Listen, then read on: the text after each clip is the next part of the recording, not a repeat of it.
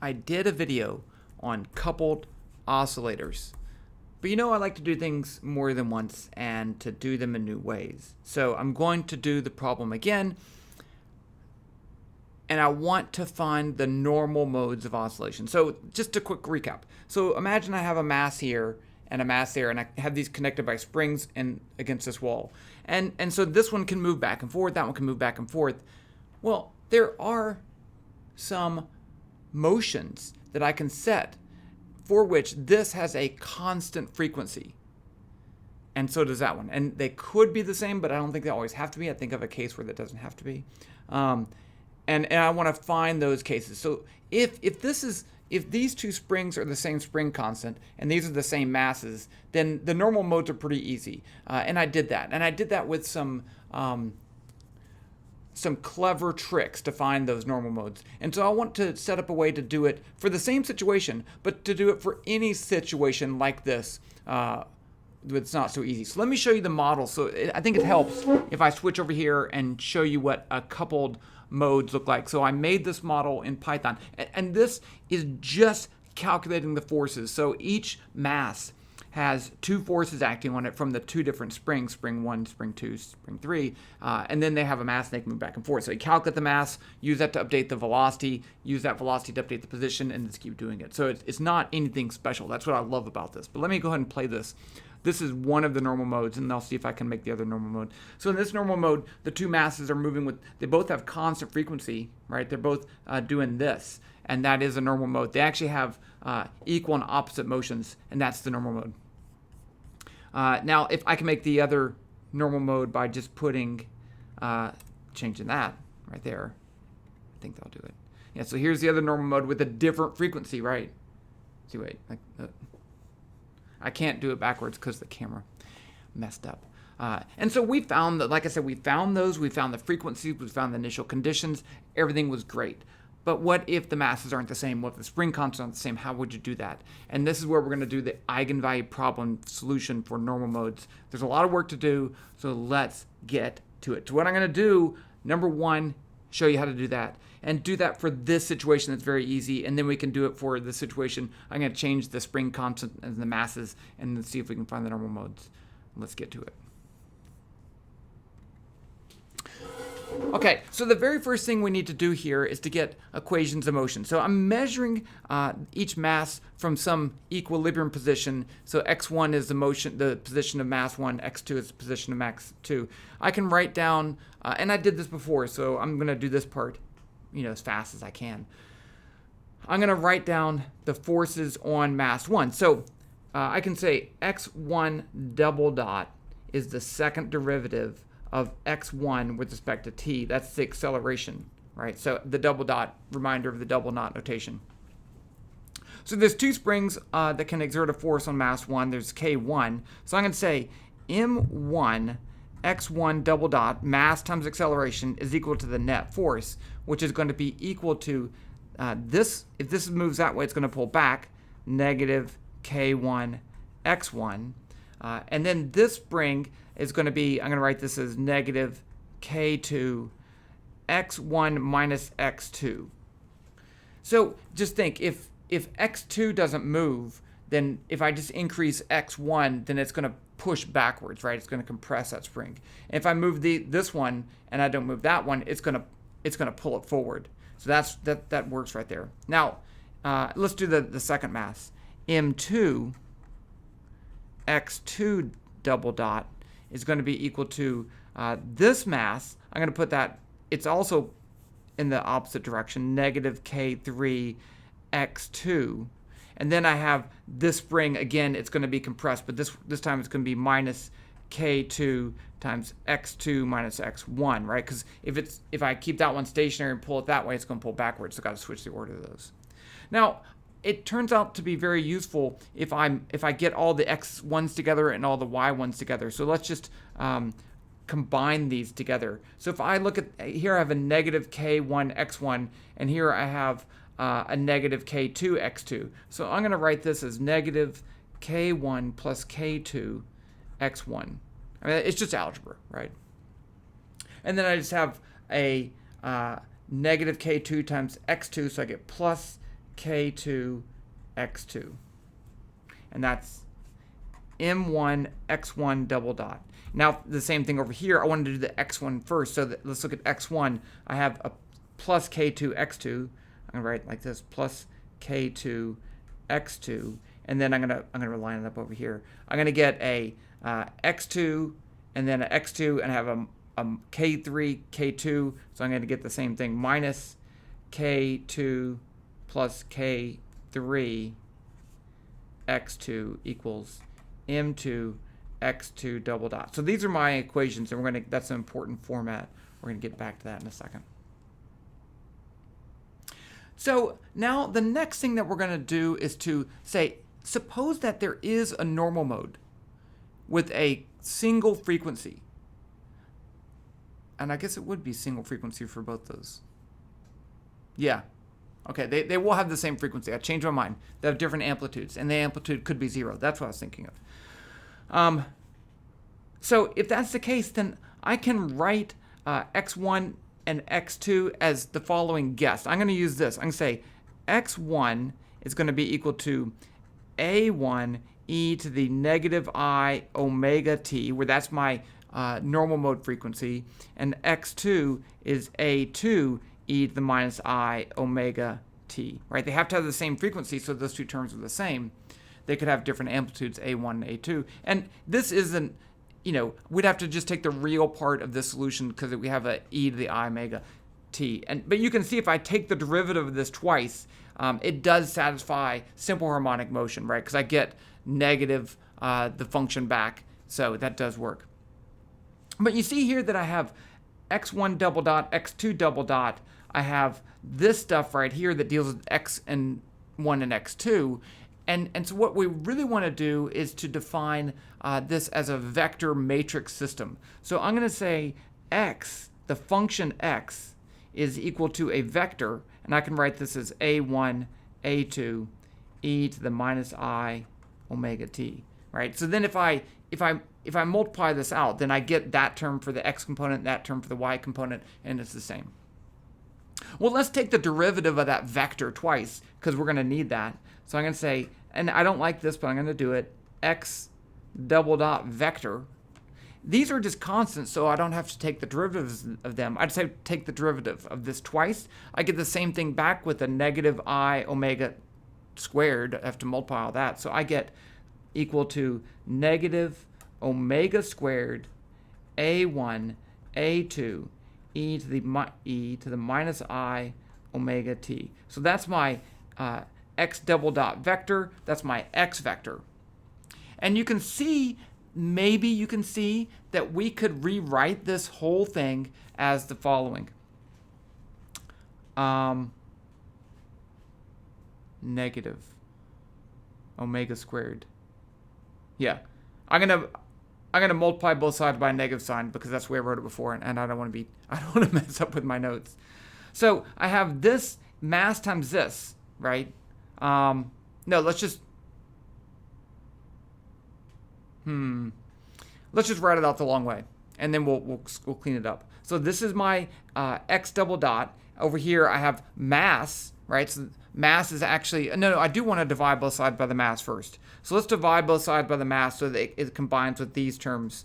So I'm going to say, let's just rewrite this. I was trying to do it all in one space, but now I'm not going to. So I'm going to rewrite these as x1 double dot. I'm going to rewrite this. It's equal to, that's fine, negative k1 plus k2 over m1 x1 plus k2 over m1 x2, right? Because that m1 comes from the dividing by x1. That's good.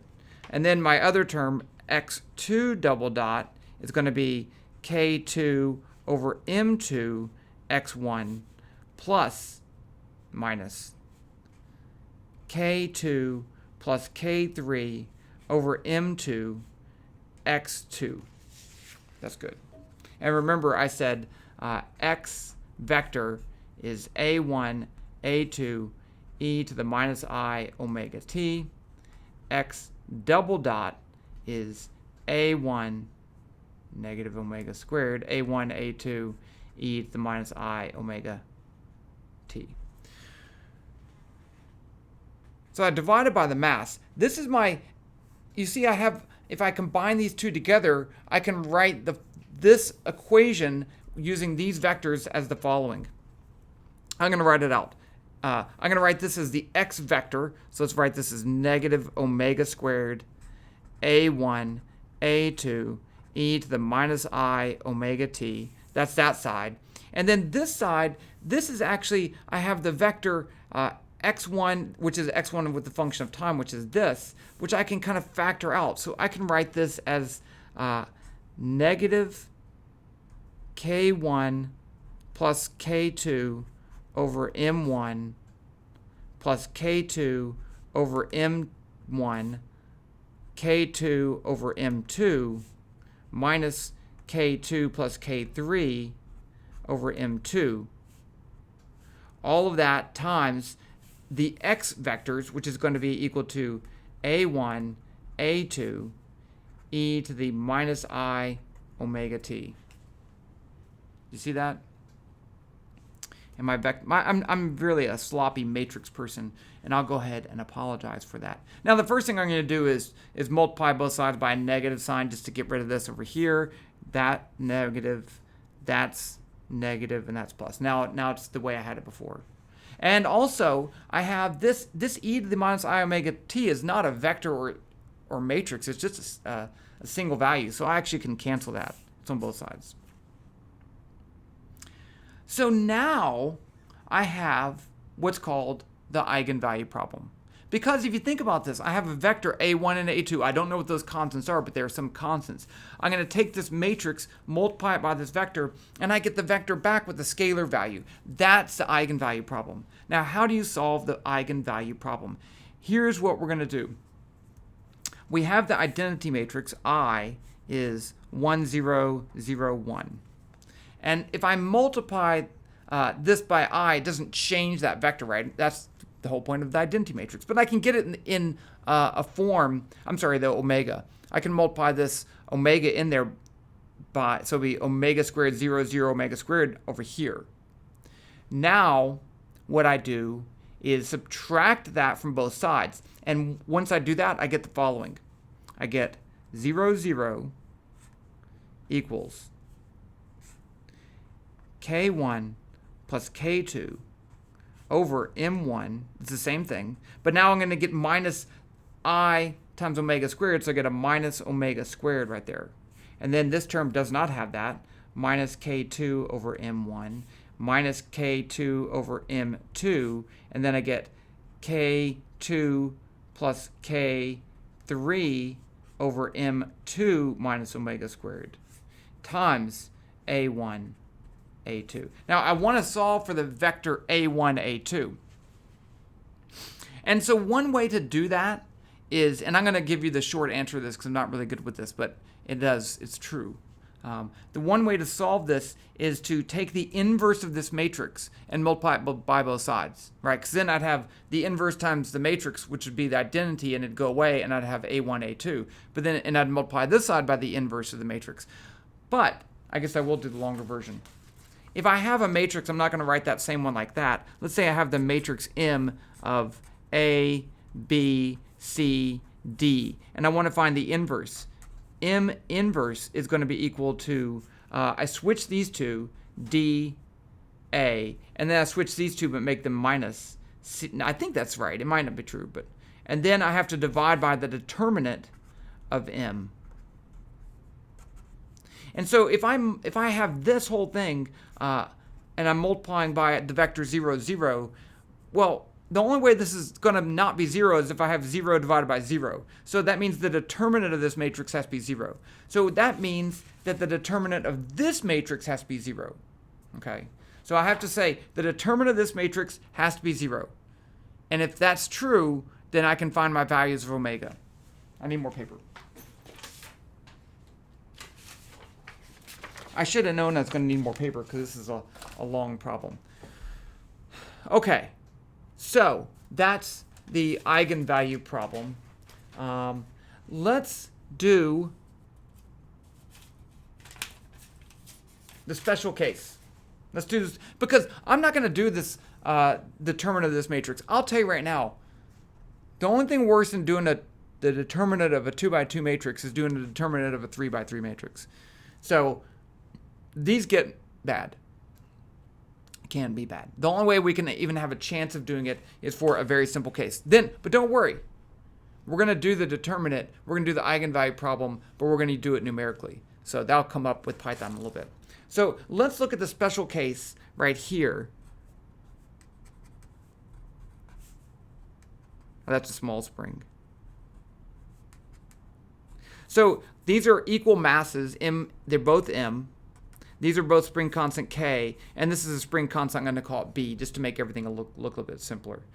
In that case, I can go ahead and take my this. I don't have to redo the whole problem. I can just go up here and change stuff, right? So K1 is just going to be K, and that's going to be B, and that's going to be M, and that's going to be B, B, and this is K plus B, and that's M. So I really have the determinant. I want to take the determinant of this. K plus B over M minus B over M minus B over, and this is minus omega squared, minus B over M, K plus B minus omega squared, oh, that's over M. So I want to take the determinant of that. Now, and set that equal to 0. Now that I can do. Okay.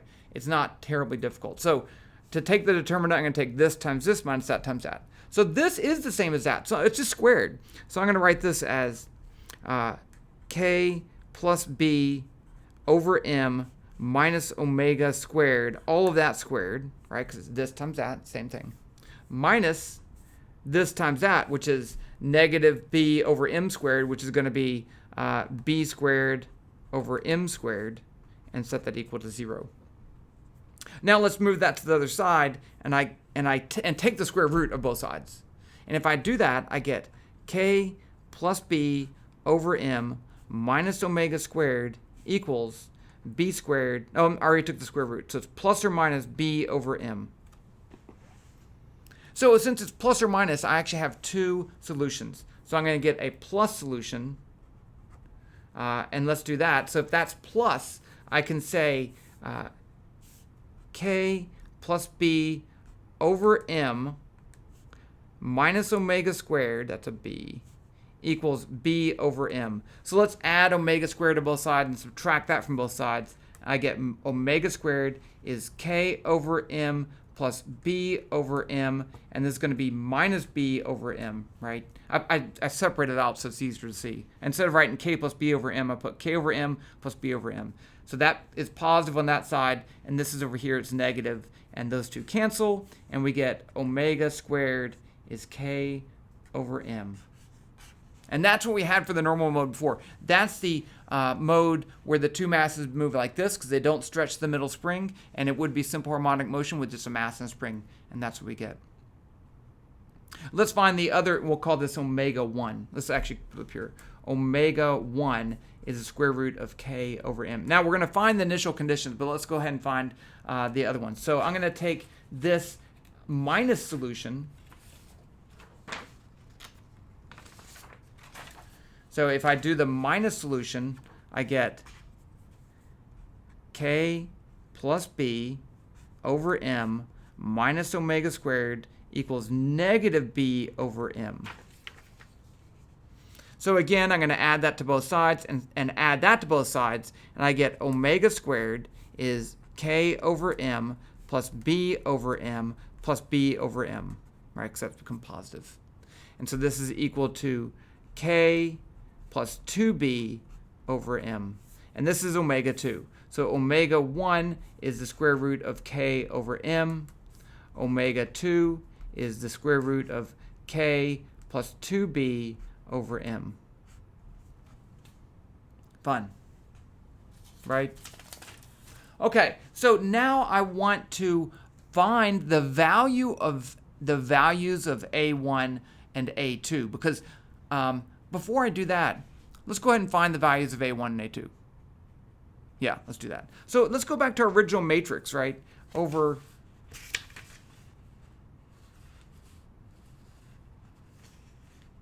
over, well, it went way back there, huh? This one. Yeah.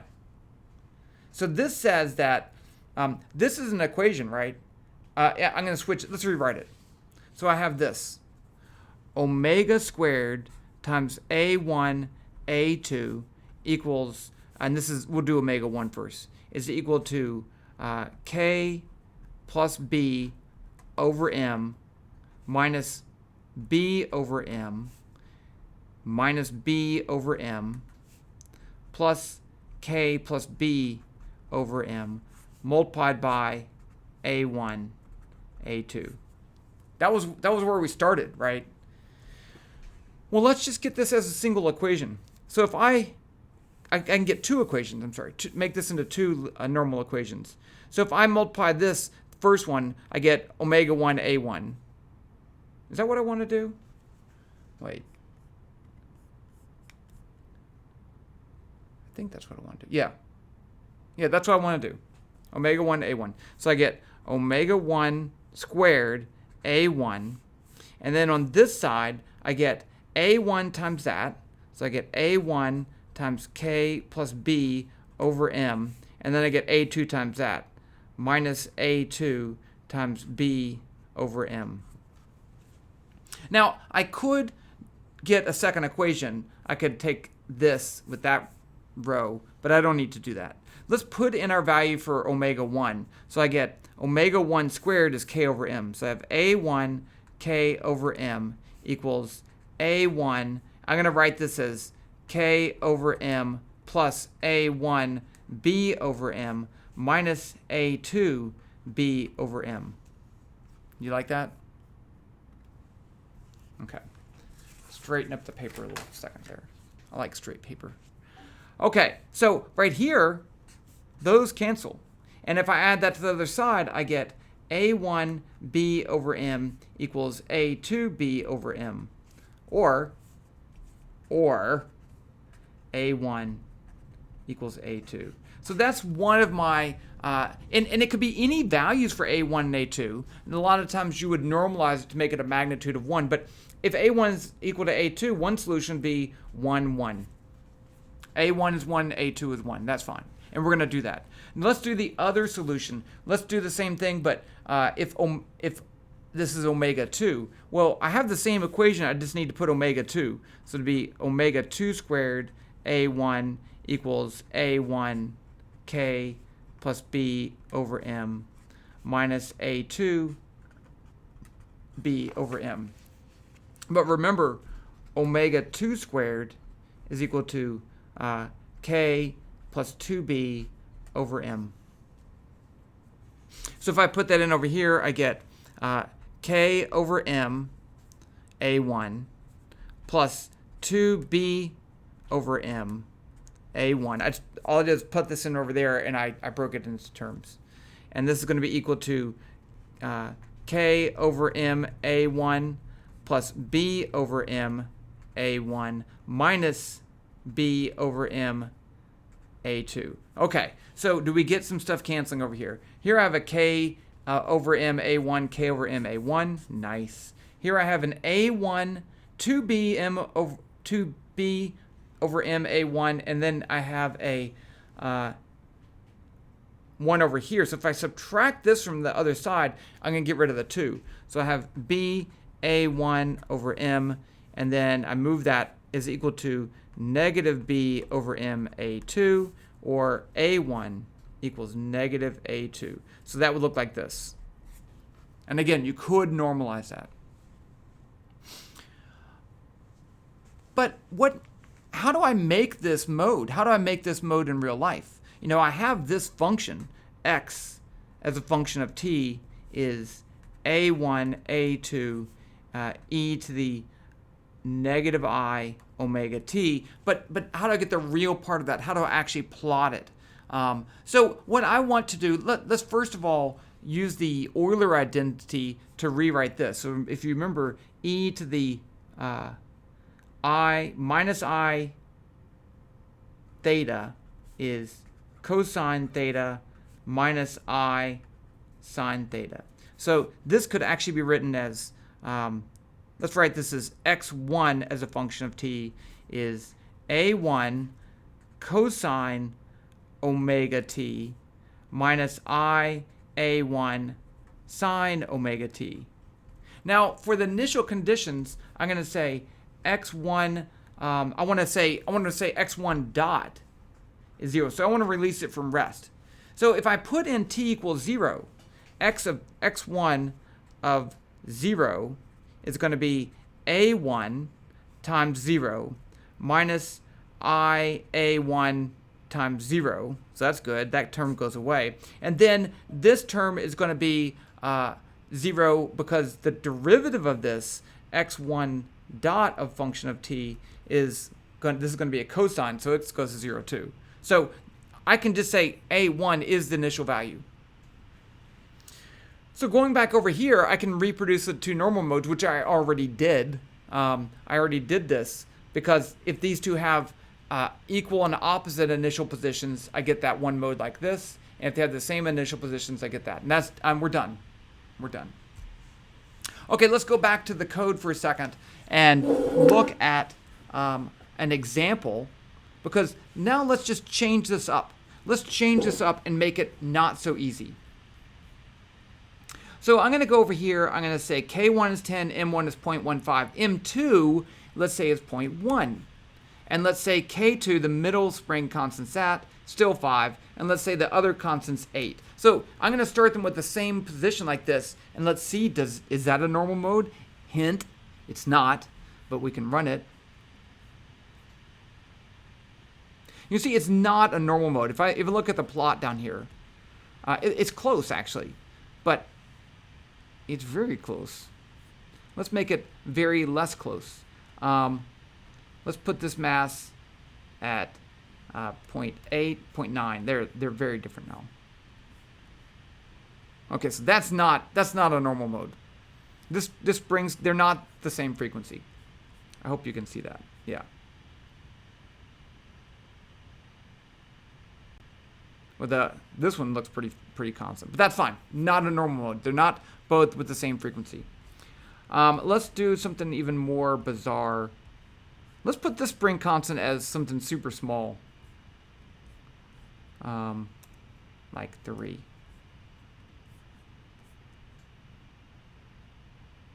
Okay, that's better. So I want to find the normal mode for this case.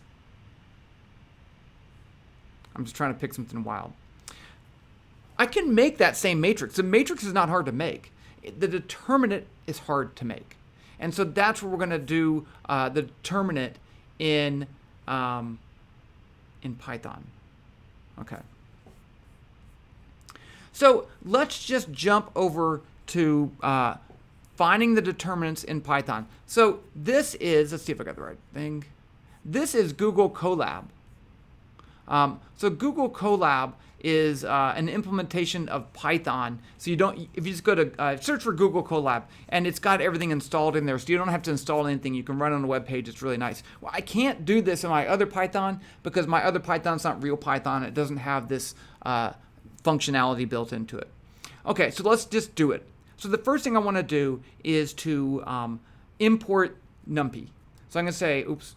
So this Google Colab's built in a bunch of cells. So you can write code in a cell, then run it, and then you can use those cells down later. So let's just say import NumPy as MP. And now I'm going to run that, and nothing will happen. But NumPy is the very most important numerical calculation module in Python. It has all your mathematical functions in there, and it has a whole bunch of other awesome stuff that we're going to need. Now let's go ahead and define all our variables. So I have K1 equals 10. I can't even remember what I put. I want to have it the same as up here. K1 is 10. K2 is 5. K3 is 3. K2 is 5. K3 is, did I say 3? I think so. M1 is 0.15, 0.19, and 0.1. M2 is 0.1. Okay, so there are my values. Now the next thing I want to do is to define that 2 by 2 matrix, that K matrix. I don't want to subtract off the omega. I'm not going to take the determinant. I'm going to do the whole eigenvalue problem. Python will do the whole thing for me. It'll subtract the eigenvalue for me. So we can make a matrix in Python as an array. I'm going to call this capital K for my matrix. It's going to be mp.array. And it's going to be an array of arrays. And it tells you that right there. I hate when it does this. I can't. It's going to be an array of an array. So the first array, is going to be equal to, let's see if I can write this. It's going to be K1 plus K2 divided by M1, comma, negative K2 over M1. I'm looking at, go back over here and just make sure we see what's going on. I am typing in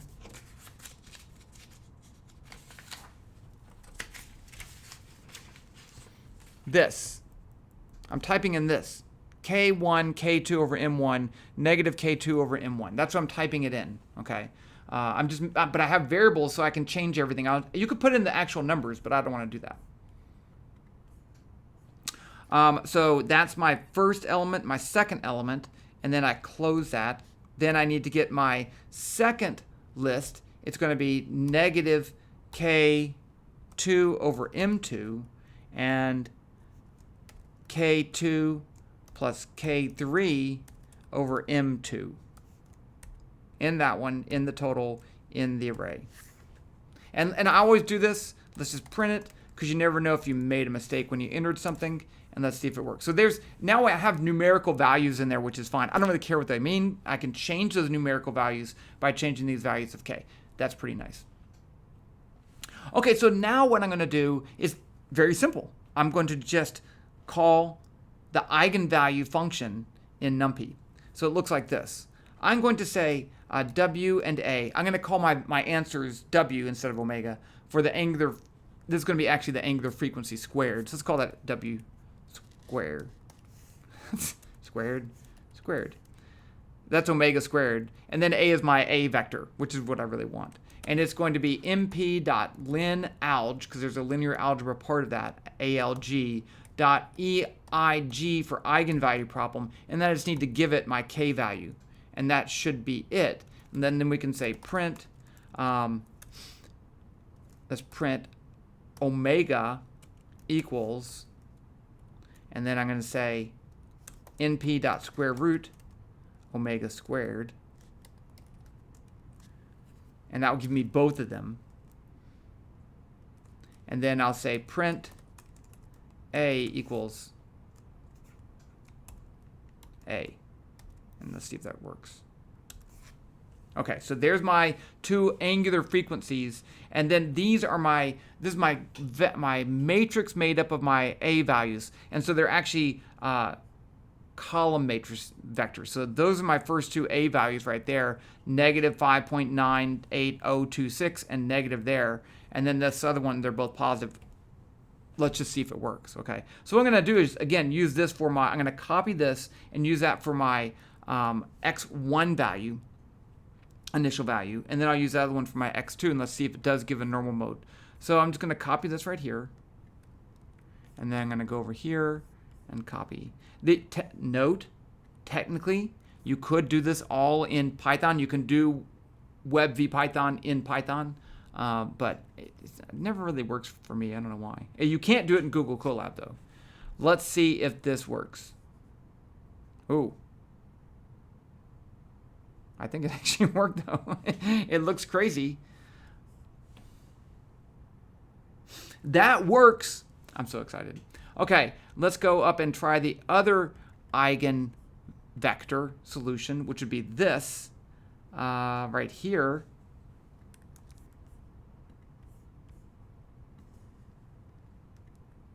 And this one. I think Python this eigenvalue function normalizes it, so we can actually change these. Oh, I don't want two negatives. If it looks weird, I'm going to change it, because I can change that too. Yeah, so that's weird. It looks like it's working, but let's just make that a smaller amplitude. Let's divide them both by 10, and let's see if that works. I can do that, right? Okay. And then if I look at the graph, they're not the same amplitude, but they are the same frequency. This is a win. This is 100% a win.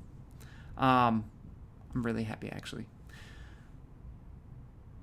So now any 2x2 system, you can find normal modes. I think that's kind of cool. And I'm going to do some more because I like it.